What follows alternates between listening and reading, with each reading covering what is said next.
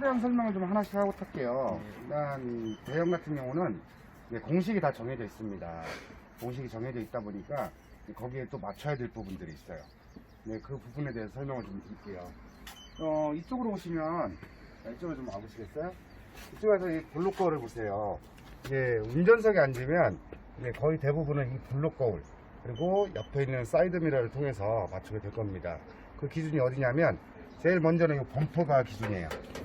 자, 이 범퍼를 노란 선에 맞추는데, 노란 선에 뭐 50cm 정도 간격을 띄워서 맞추는 걸 대부분 맞추거든요.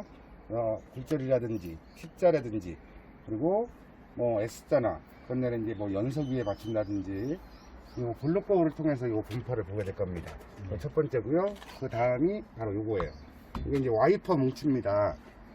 좌우측 두 개가 다 달려 있는데, 이제 운전석에 있는 걸 제외하고 조수석 쪽만 바로 이것도 여기를 보고서 맞추게 될 거예요. 이거를 뭐 노란선에서 얼마 정도 떨어지게끔 이런 식으로 기준을 잡아서 요 와이퍼 뭉치를 사용을 하게 될 겁니다. 그리고 한 군데 더. 근데 버스 양 옆으로 보면 바퀴가 있어요. 자, 운전석 조수석 앞에 앞바퀴가 있죠. 예. 이 앞바퀴를 둘러싸고 있는 부분, 이 끝부분 있죠. 저희는 이제 뭐 물바지라고도 얘기하고 또 흙바지라고도 얘기를 합니다. 그래서 이 끝부분, 이 부분을 또 기준으로 해요. 지금 여기가 저희가 일부러 교육생을 참고하시라고 빨갛게 붙여놨는데, 이게 다른 차에도 뭐 이렇게 깜짝이로 붙여놓은 경우가 좀 있습니다. 근데 이거는 이제 참고만 하시라고 붙여놓은 거예요. 그래서 앞바퀴, 양옆, 좌우측 바퀴를 이용해서 할 거고요. 이거는 좌우측 사이드 미러가 전부 아래쪽으로 향해져 있습니다. 아래쪽으로 향해져 있어서 운전석에서 봤을 경우 이 부분이 잘 보이게끔 만들어져 있어요. 일반 차량처럼 사이드 미러를 세워놓지 않습니다. 여기는 도로가 아니기 때문에 장내에서 코스에 대한 코스에서 맞는 공식을 사용하기 위해서 사용을 하는 거기 때문에 이 백미러를 다시 들어올리는 일은 없어야 돼요. 네, 맞춰져 있는 거니까 이거 참고하시면 되고요. 자, 이제부터 차에 올라타서 기본적인 설명을 좀 드릴게요. 자, 이 차량은 이제 수동 차량입니다. 그러다 보니까 페달이 클러치 페달 비롯해서 브레이크 페달, 그리고 가속 페달 세 가지가 다 아래쪽에 있습니다. 자, 좌측에 보면 이게 클러치 페달이에요. 클러치 페달인데 이거는 일반 차량보다는 좀 높게 설치가 되어 있습니다. 좀 많이 높아요.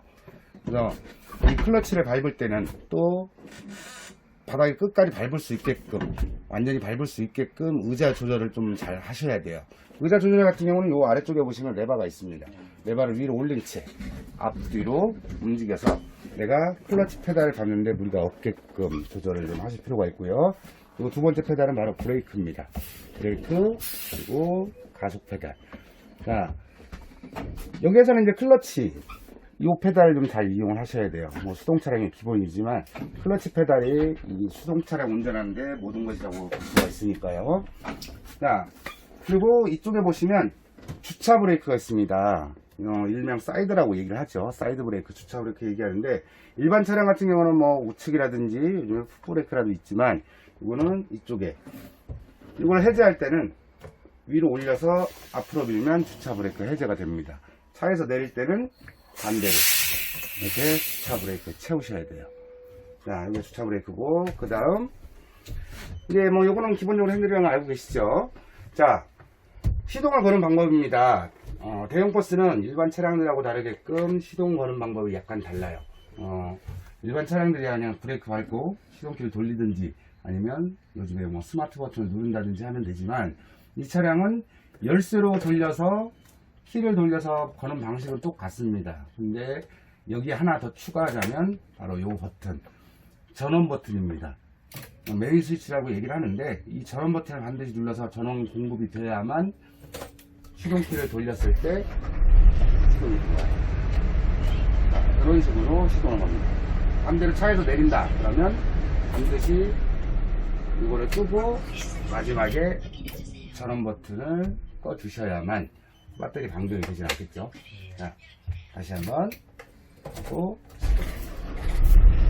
자, 이렇게 이제 시동을 거시면 되고요. 그리고 다음 이제 아셔야 될 게 바로 요거 방향 지시등이죠. 뭐 일명 깜빡이라고 얘기를 하는데, 요 방향 지시등 학원에서 대형 시험을 보는 동안 총 3번의 방향 지시등을 키셔야 됩니다. 제일 첫 번째는 여기서 출발선, 여기가 이제 출발선인데 출발할 때 좌측 방향 기준을 켜셔야 돼요.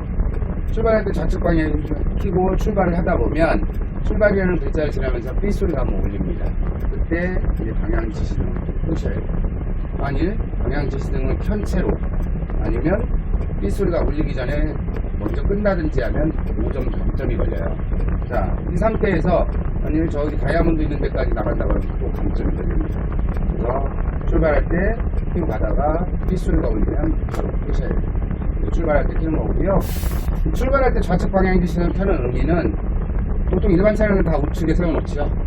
우측에서 이제 빠져나올 때 좌측으로 빠져나오다 보니까 그때 내가 도로로 나온다는 의미로 그래서 출발할 때 좌측 방향 지시등을 켭니다.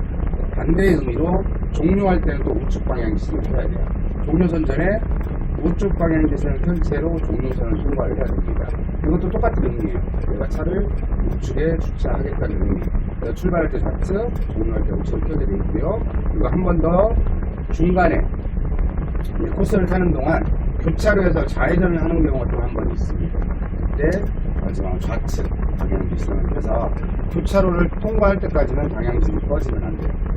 이제 통과하고 나서 핸들을 우측으로 돌리다 보면 꺼집니다. 그럼 뭐 자연스럽게 꺼지는 거기 때문에 상관은 없는데 만일 교차로 중간에서 자기가 임의적으로 끈다든지 아니면 핸들을 반대로 돌려서 꺼트리게 한다든지 그러면 그것도 5점의 감점이 걸립니다.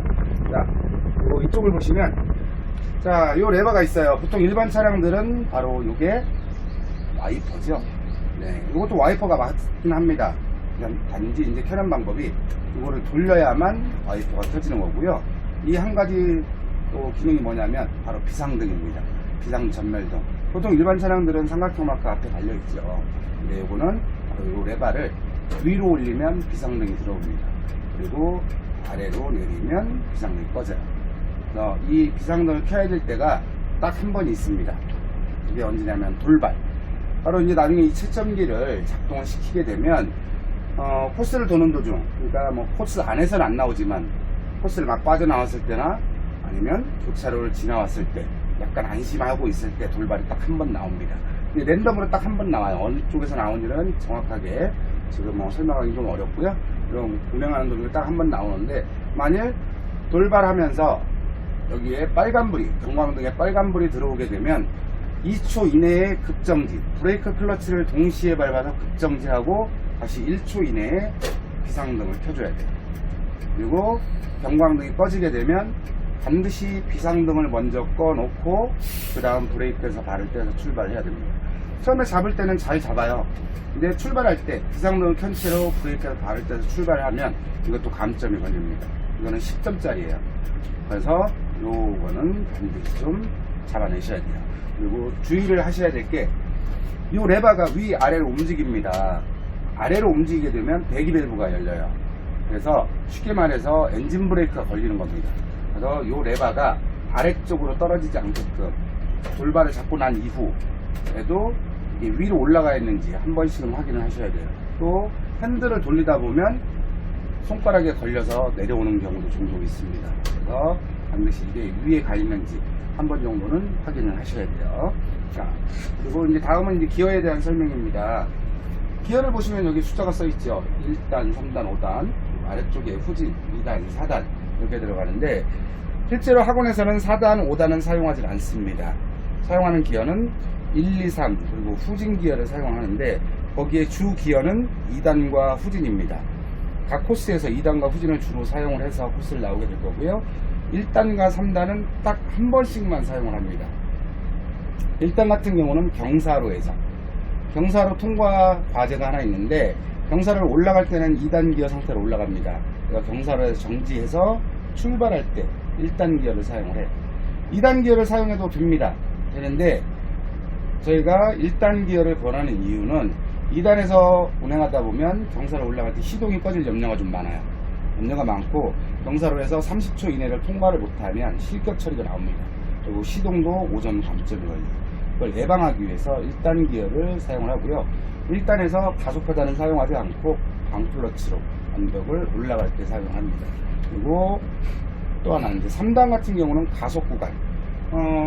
코스를 도는 동안 기어 변속할 수 있는 구간이 딱 한 군데 있어요. 예, 보통 이 장내 구간 속도는 여기에 표지판이 있는 것처럼 20km 미만입니다. 근데 딱 한 군데 바로 가속 구간에서는 20km 이상 한번 주행을 하셔야 돼요. 20km 이상 상태에서 3단 기어를 한번 움직여 줄 건데 이거는 3단에서 주행을 하지 않습니다. 2단에서 밟아서 3단 한번 밀어 넣었다가 바로 브레이크 밟아서 2단으로 내려오게 될 거예요. 그래서 기어를 3단 딱 한 번만 잠깐 사용한다고 생각하시면 돼요. 자, 기어를 움직이는 방법은 자, 클러치 페달 물론 밟아야겠죠.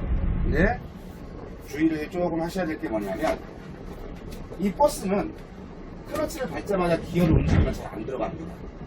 반응이 좀 늦어요. 에어 클러치 방식이다 보니까 이런 일반적인 일종 수동 차량 같은 경우는 기어를 밟자마자 움직여도 잘 들어가요. 근데 이거는 딜레이 시간이 있습니다. 반응이 좀 늦기 때문에 클러치를 밟아놓고 한 1초 정도 후에 기어를 움직여야만 기어가 잘 들어가요.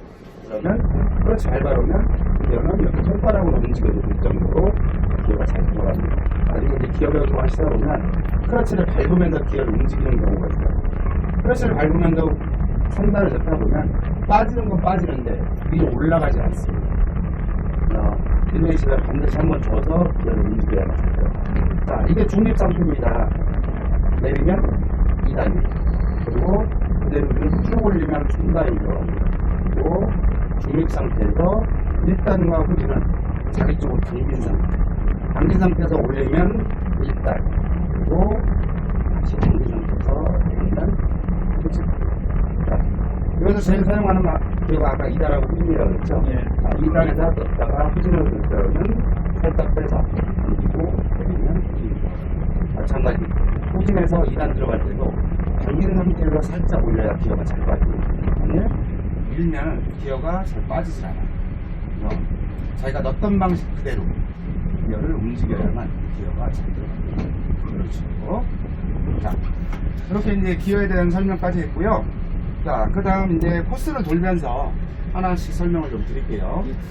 자, 여기가 출발선입니다. 시험을 보실 때 어떻게 되어 있냐? 바로 이 상태로 있습니다. 이 상태로 되어 있고, 이제 지금 한 가지 제가 설명을 안 한 것 중에 하나가 이제 안전벨트인 건데, 안전벨트는 저희가 일부러 뒤로 좀 내놨어요. 여기 안전벨트고요.